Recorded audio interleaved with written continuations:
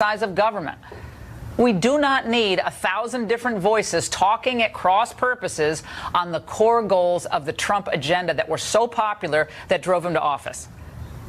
And as for defending against the slippery toads who sit around kvetching while others do the hard work of governing, all I'll say is this.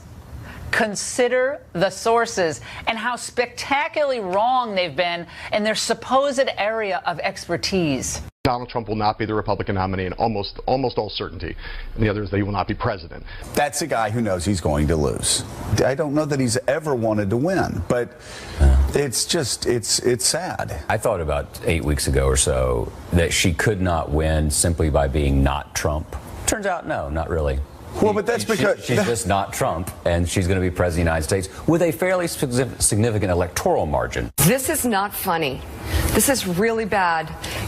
Just for the record, we're all really nervous. So if people out there feel nervous, we do too. We don't think this is funny. Actually, I think they're over-the-top, histrionic episodes of faulty and emotional predictions are absolutely hilarious. This is all they got. Trump's policies are working. They know they're working. The country's working. And they claim Trump is out of touch and disengaged? No, he's not. But maybe it's time to look into the mirror, kids. Now, unlike so many who never saw the Trump juggernaut coming, I did. And I support the conservative populist agenda he ran on. But at the same time, I'll continue to be candid about the pitfalls and problems this administration faces. And I'll continue to point out not just the successes, but the missteps, everybody makes missteps, and missed opportunities, as I did last night. Look, no White House staffer should have ever been encouraged to speak with a muckraker like Michael Wolff. How did he have access to the White House? Think about this guy. His book is replete with errors and unsubstantiated rumors, bad or no sourcing, and it contains lines that people may or may not have said. Hey, but don't take my word for it. Former Obama auto czar Steve Ratner wrote in a tweet, Bannon may well have said all that stuff, but let's remember that Wolff is an unprincipled writer of fiction. Then Maggie Haberman of the New York Times offered this insight. He creates a narrative that is notionally true, the conceptually true. The details are often wrong, and I can see several places in the book that are wrong. He gets basic details wrong. He has a history of telling people they're off the record and then disregarding that. Right now. Wait a second. And Wolff is the man, and the work that he put in this book is what the left has pinned all their hopes and dreams of for taking down Trump? Good luck with that. This is nothing but a left-wing la-la land stuff. Wolff is a type of author who traffics in broad generalities and poisonous, unsubstantiated facts. Mr. President, your political instincts are terrific. Remember, spitballs off a battleship. That means you're the battleship. Keep your eye on the prize. The prize is the American people. Wolff's lurid tall tales and embellished quotes are not going to negate the election, or they're not going to stop your progress on behalf of the American people. In fact, Gallup, remember this, reported this week that at the end of December, the president's approval rating was up to its highest level in 6 months. President Trump has had a really good year, all things considered, and he's poised to have an even better 2018. That means the country's going to have a better year. In fact, the president seems to have all the fire. And the only fury I see is coming from the media, who hate to cover it. And that's the angle. And joining me now with reaction from Orlando is Roger Stone, a political consultant and former Trump campaign advisor. Roger, it is great to see you. I compiled that montage for you, my team did, because I know you love to be reminded of all the wit and wisdom and prognostication skills of the commentariat that routinely question the president's mental fitness, his stability, and so forth. Give us a sense of what you believe is really going on with someone like a Scarborough, who used to be a Republican congressman. Well, the first thing to understand here is that all of this means that the Russian collusion delusion has failed. The Democrats and their handmaidens in the media, having been able to produce no evidence whatsoever of real Russian collusion to assist in the election of Donald Trump, have now switched to Plan B. Plan B is, oh, Donald Trump's crazy. He's mentally unstable. He's nuts. No, not at all. He has his eccentricities. So did Harry Truman. So did Theodore Roosevelt. So did Andrew Jackson. In the case of a guy like Joe Scarborough, this is just bitter jealousy. The entire time Joe Scarborough was in the House of Representatives, he told his aides and his successor in Congress that he would someday be president. When Donald Trump was nominated for president, Joe Scarborough thought he should be the nominee.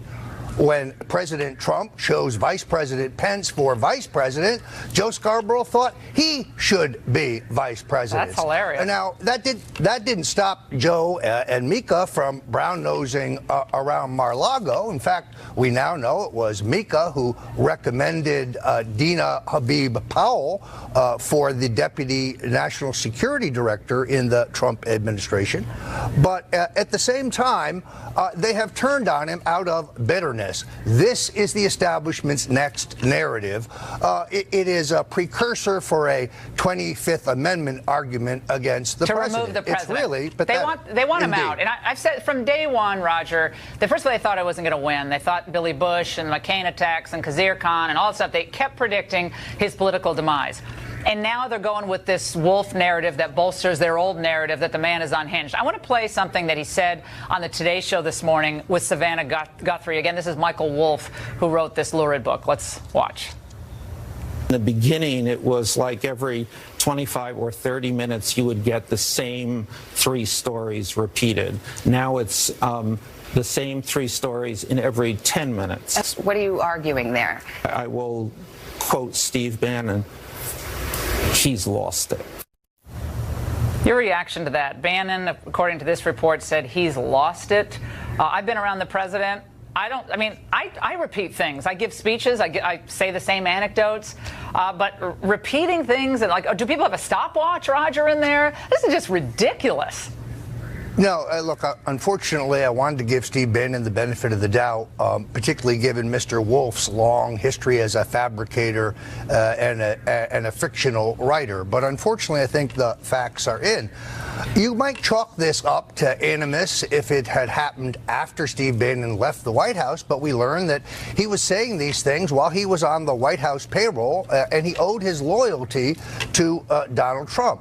The idea that the president didn't want to win, didn't expect to win, I spoke to him throughout the campaign. Never once did he say that he either didn't want to win, and in every conversation, he was confident that he would.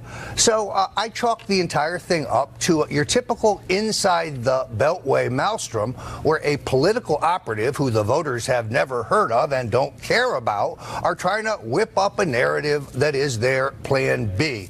The Trump presidency is unstable because the president is nuts. Look, in Lyndon Johnson, we had a president who actually conducted White House meetings while sitting on the toilet defecating. But now they're saying Trump is crazy. No, Trump is the same solid citizen he's ever been. Yeah, he has his own style, and he used it and he used it to win the greatest upset victory in American political history. Roger, they're so embarrassed. They still are so embarrassed, and they're so angry that they got it wrong, and those clips will live on forever. I'm going to play those clips or clips like it, every week till I don't know how long, till and maybe we don't hear from these people anymore. But we have to remind people of who routinely gets it right and who routinely gets it wrong. Trump, on issue after issue, has demonstrated that he has more savvy and a greater ability to connect with the average voter than any of these Manhattan, Washington coastal elites combined. And I think it just drives them batty. I want to read something to you. This is from Tony Blair, Roger, and he disputes a claim in the book. He said, as a story about British surveillance during the campaign that apparently is in Wolff's book, he says the story, as we pointed out, is complete fabrication. Literally from the beginning to end. I never had such a conversation in the White House, outside of the White House, with Jared Kushner or with anybody else claiming that the campaign was under British surveillance. So another person, probably not a big fan of the president's, maybe saying the wolf, the wolf is howling at the moon. None of this is going to change anything. The Trump core constituency will remain strongly behind the president as long as he continues to keep faith with them on the platform that got him elected. We have a record stock market. We have unemployment at historic lows, a boom in the housing market, a solid conservative on the Supreme Court. Donald Trump's making America great again, and candidly, nobody really cares about what Steve Bannon thinks. Roger Stone, thanks so much. And joining us now on another important part of this story, the president and Steve Bannon have to stop fighting in public. It's got to stop fanning the flames of this resistance and giving ammo to the Trump critics. I talked about this yesterday, the day before. And let's get into that with my old boss in the Reagan administration, former Secretary of Education, drug czar, and best-selling author Bill Bennett. Bill, it's great to see you, as always. I can't believe you're not in the studio with me on a Friday night. Come on, you should be here. But I'll forgive you for that as long as you give us your great analysis of how to manage a crisis like this. So, a crisis is an exaggeration, but a PR situation where you have this author digging for dirt. He got all these people to speak to him, and this is in the midst of this great economic news that keeps rolling in for the Trump administration. How should they handle this, Bill? Well, first of all, get back to business. The president should get back to that graver business, that more serious business. There's that great line from Antony and Cleopatra. Our graver business frowns at this levity, and a lot of it is levity. Roger reminded us, you reminded us of the good things this president is doing. And whatever his temperament, whatever his tweets, whatever his whims, his record of accomplishment is real and substantial. But let's not fall into the trap of saying this stuff makes no difference. It does make some difference. It's everywhere. It's in the vents. It's in the air. It's everywhere. Now, you're right about the approval ratings going up, but you got to keep this stuff under wraps, and the way you keep it under wraps is by sticking to your agenda. The agenda of the left is a given. It's a constant, Laura. They're not going to stop. It's like the rain in Seattle. But what can you do to prevent it, to blunt it?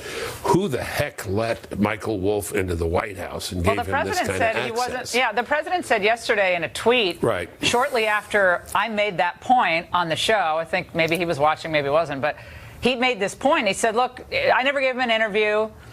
He wasn't given, access, essentially, I'm paraphrasing. But he was given access. He talked to, because I've talked to the staffers who talked to him. And I understand he was given access. I don't know who greenlit it, but that was not a smart decision. I don't know why in God's green earth you would ever trust Michael Wolff to do a book. Ron Kessler's doing a book, but I'd probably be pretty fair because he's written fair books in the past. He was given access to staffers as well. His book's coming out in April.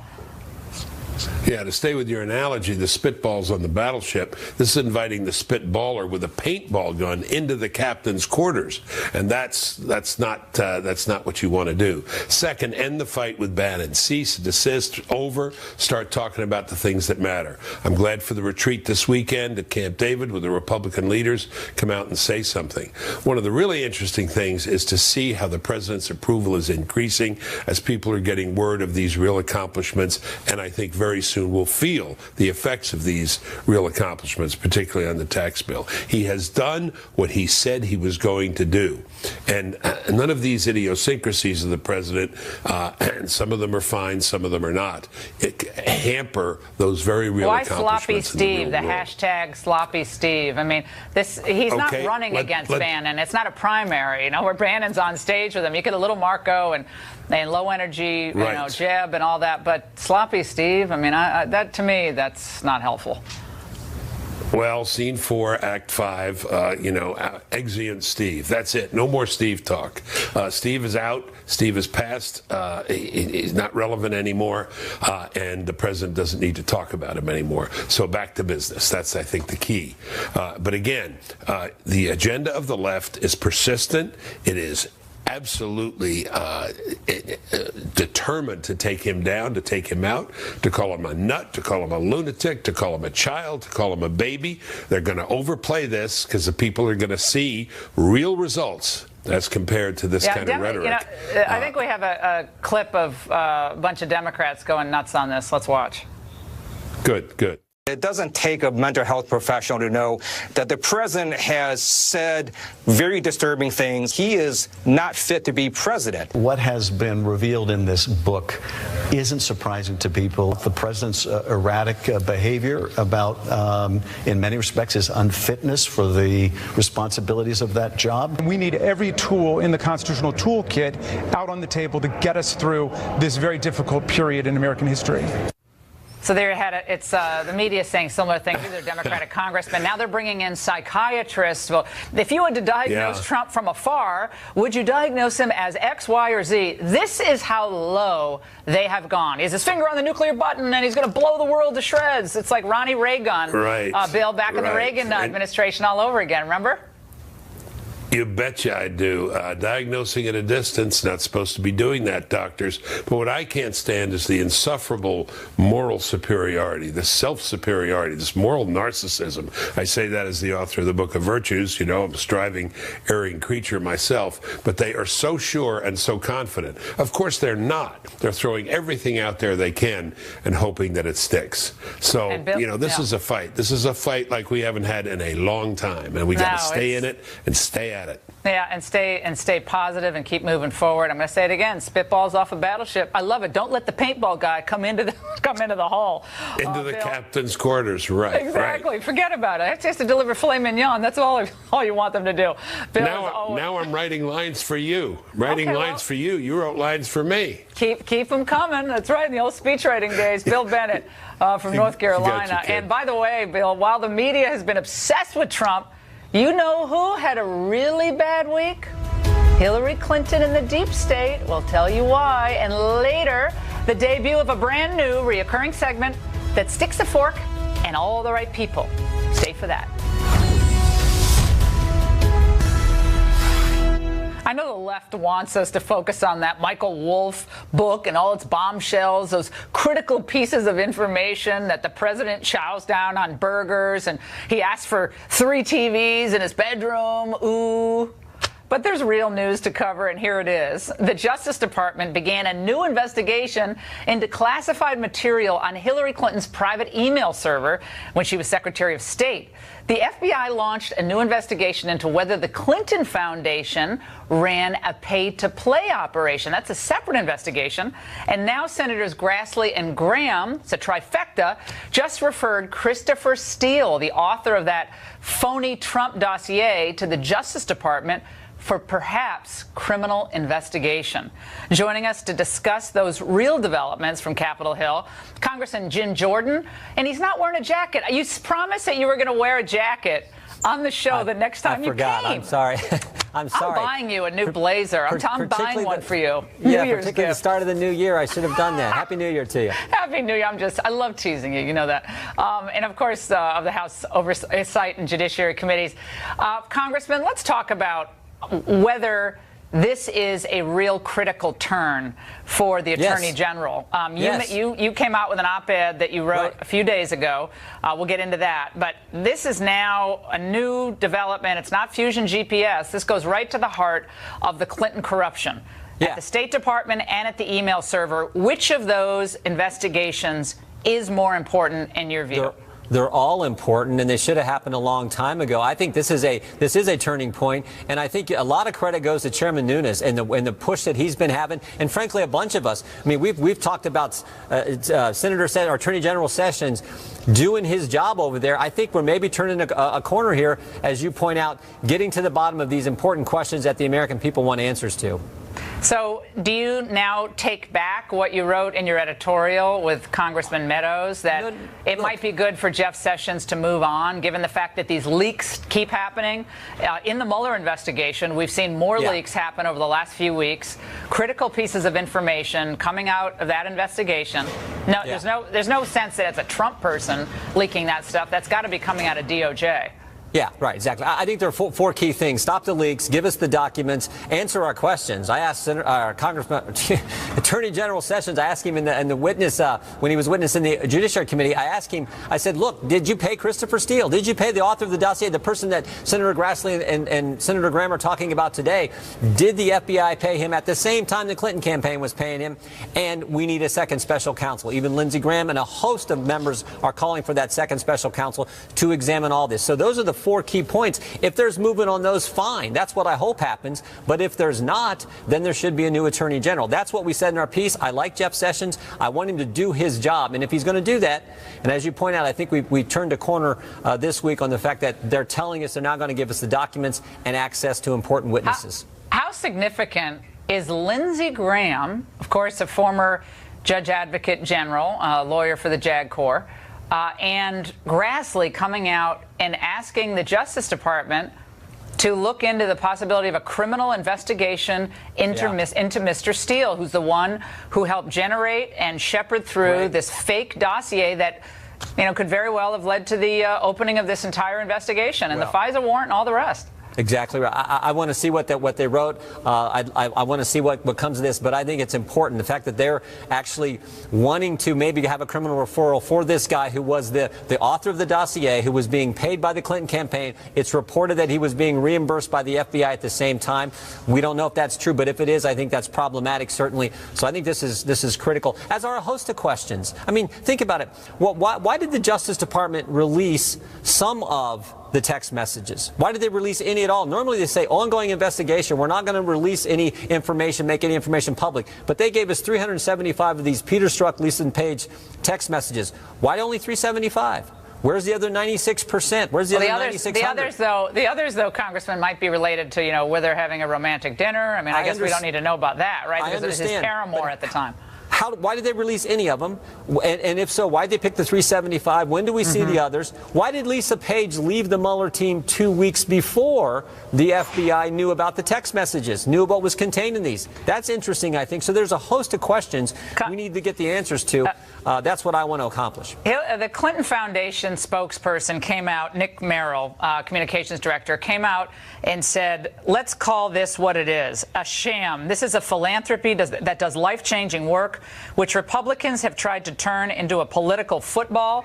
And at the same time, we had Philippe Reines, who is a former aide to Hillary Clinton at the State Department, and we had him on last night. He basically said the same thing. He said Republicans are trying to distract from their own troubles by ginning up investigations into old, settled matters.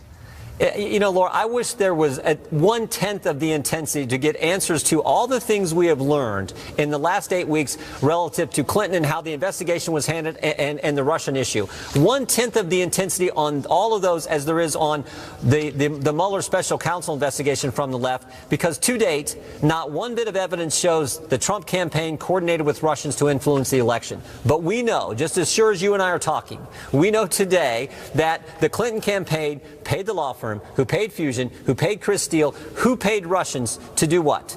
Influence the election. And we know that Peter Strzok, the guy who ran the Clinton investigation, interviewed her, interviewed Mills, interviewed Abedin, changed the exoneration letter, had these text messages with Lisa Page where he said we need an insurance policy to make sure that we don't run the risk that Donald Trump gets elected by the American people. So I just wish 1/10 of the intensity they have for Special Counsel Mueller's investigation, 1/10 of that was applied to getting the answers to all the questions that arise from that fact pattern. Well, Adam Schiff, Congressman Adam Schiff, a lot of people think is leaking information out of those closed-door sessions of the committee. He says that you all are blocking his ability to bring back witnesses like Don Jr. he wants to bring back and others to get to the bottom of, I guess, a potential obstruction charge against the president, even though a president really can't be charged with obstruction. Laura, I would be happy. They can interview all the witnesses they want, however many times they want, whatever sequence they want, if we would just be able to interview Lisa Page, Peter Strzok, Bruce Orr, his wife Nellie Orr, Jim Baker. Why was Jim Baker, the general counsel of the FBI, reassigned just 2 weeks ago?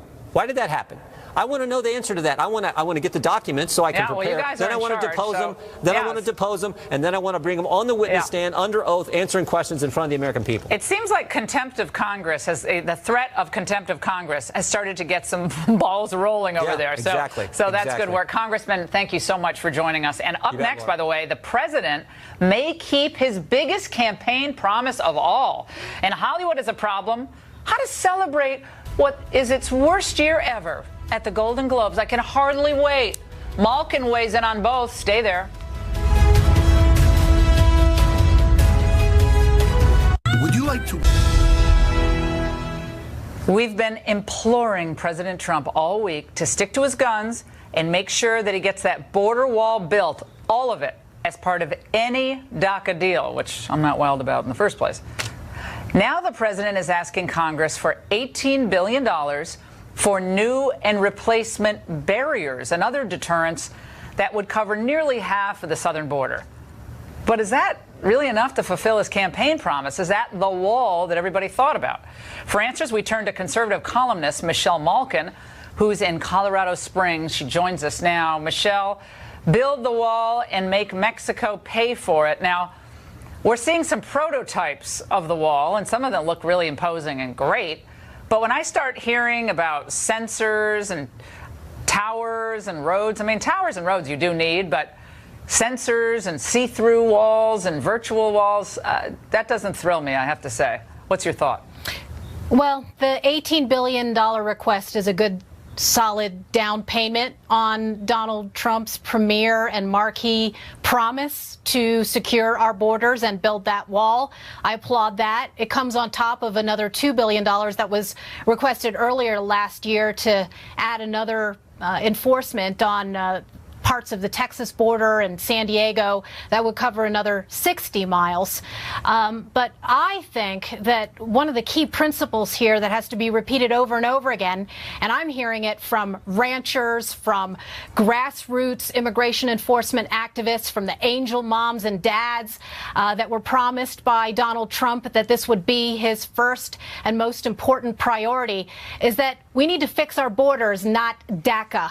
And I think we have some prepositional problems here, Laura, because I do not want to hear the phrase, well, we will have DACA, but first, before, as if, something is contingent on something else. Yeah.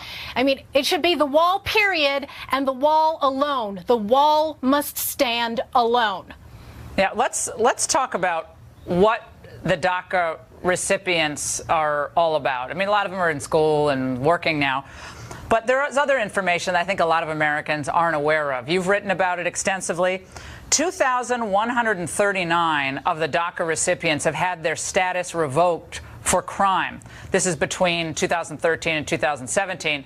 Fewer than 900 currently serve in the military, U.S. military. That's 0.1% in the U.S. military. As if we couldn't make that up, Michelle, with other recruits who are American citizens. They always say they're serving in our military, like 600,000 are serving in the military. But these are the verbal tricks that the amnesty crowd always uses to put the interests of foreigners who are here illegally ahead of American citizens. It's supposed to be Americans first, not foreigners first, not illegal immigrants first, but Americans first.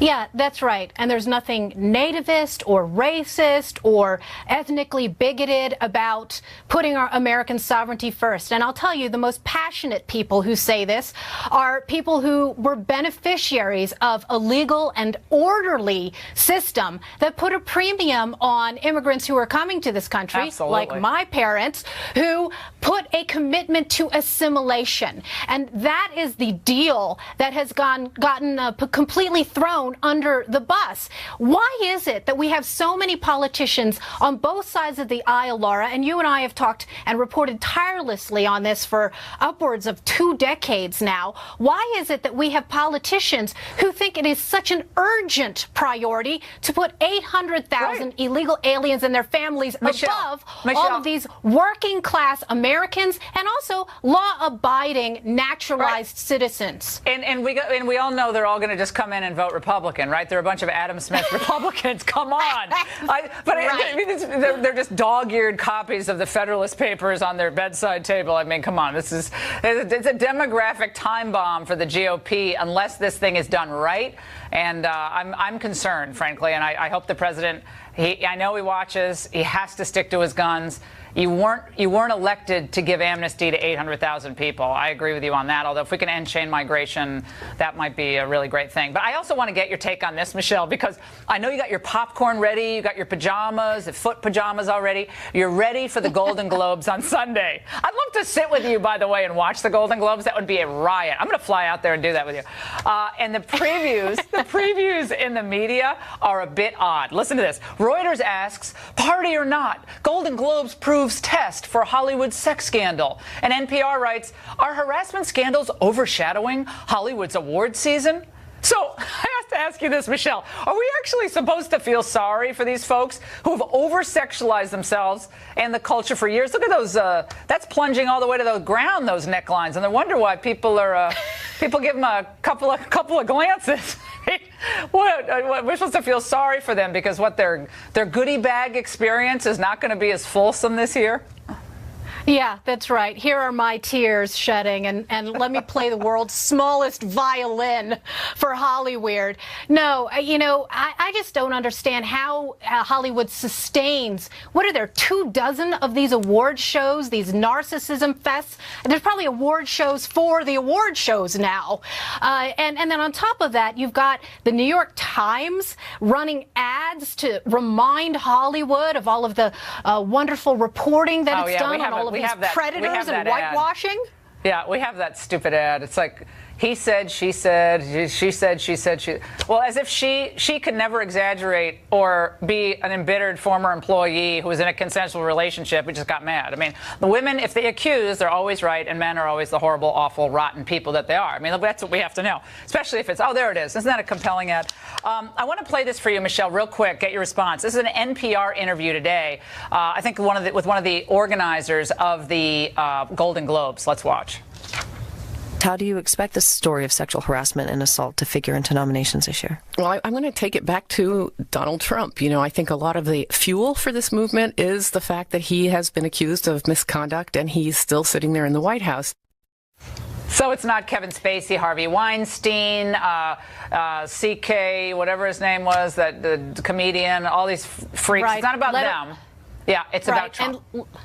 And let alone the half dozen people at NPR on which this woman was appearing who've also been suspended or fired because of sexual harassment. At some point, it has to be the responsibility of all of these liberal women, whether it's Meryl Streep or all of the liberal co-hosts at NPR and PBS, who are responsible for allowing all of these predators and perverts to walk among them and work among them while they were pointing the fingers at Republicans and conservatives. No, Look the best, in the mirror, dears. Michelle, we're almost out of time, but the absolute best anecdote is when Meryl Streep trying to shift blame away from her own, complicity with the Weinstein, is that she said that Dustin Hoffman slapped her too hard in 1979 in Kramer versus Kramer in a scene. That's how pathetic this has become. By the way, I love that movie. It's a great movie. Hey, Michelle, I wish I could watch the Golden Globes with you this weekend, but we got to do one of those things together and film it because our commentary throughout would be absolutely hysterical. You have a great live stream. Exactly. We're doing it. There's no doubt about it. Michelle, have a great weekend. And by the way, the New York Times' latest bombshell on Trump may just be another big fat dud, and one of the best legal minds around will tell us why next.